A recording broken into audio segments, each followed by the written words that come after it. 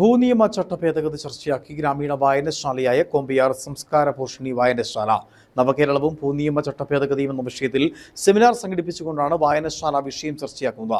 ഞായറാഴ്ച ഉച്ചകഴിഞ്ഞ് 2:30 നടക്കുന്ന സെമിനാറിൽ വിവിധ രാഷ്ട്രീയ കക്ഷികളുടെ ജില്ലാ നേതാക്കൾ പങ്കെടുക്കും. മലയോര ജില്ലയായ ഇടുക്കി ഏറെ പ്രതീക്ഷയോടെ ഉറ്റുനോക്കുന്ന വിഷയമാണ് ഭൂനിയമ ചട്ട ഭേദഗതി. കുടിയേറ്റ ഗ്രാമമായ കോമ്പയാറിലെ ജനങ്ങൾക്കും വിഷയത്തിൽ അവബോധം ഉണ്ടാക്കുക എന്ന ലക്ഷ്യത്തോടു കൂടിയാണ് സെമിനാർ സംഘടിപ്പിച്ചിട്ടുള്ളത്.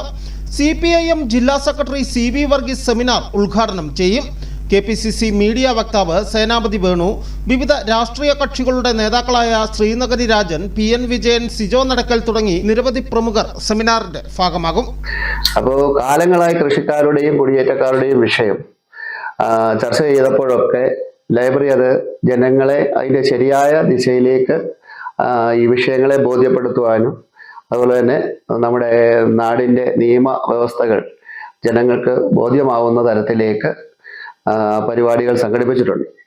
അപ്പോൾ എന്തുകൊണ്ട് ഇപ്പോൾ ഇത് ചർച്ച ചെയ്യപ്പെടേണ്ട ഒരു വിഷയമായി ഈ ബില്ല് വളരെ പ്രാധാന്യം അർഹിക്കുന്ന കേരളത്തെ ആകമാനം അതുപോലെ തന്നെ പ്രത്യേകിച്ച് നമ്മുടെ കുടിയേറ്റ മേഖലയായ നമ്മൾ അനുഭവിച്ചുകൊണ്ടിരിക്കുന്ന വിഷയങ്ങളിൽ ഈ ബില്ലിന്റെ പ്രാധാന്യം പൊതുജനങ്ങളെ ബോധ്യപ്പെടുത്തുക എന്നുള്ളതാണ് ഈ സെമിനാർ കൊണ്ട് ഞങ്ങൾ ഉദ്ദേശിക്കുന്നത്.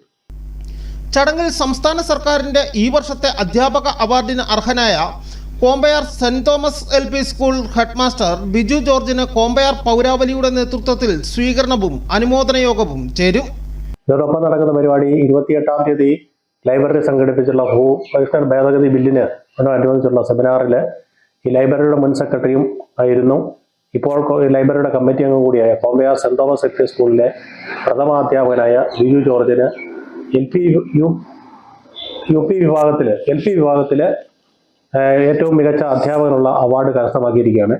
അദ്ദേഹത്തിന് ഈ ലൈബ്രറി നടത്തുന്ന ഈ പരിപാടിക്ക് ഈ നാട്ടിലെ ജനങ്ങളുടെ എല്ലാവരുടെയും കൂടെ എല്ലാ സാമുദായിക രാഷ്ട്രീയ മതസംഘടനകളുടെ നേതൃത്വത്തിൽ ഒരു അനുമോദനം കൂടി നൽകുന്നുണ്ട്.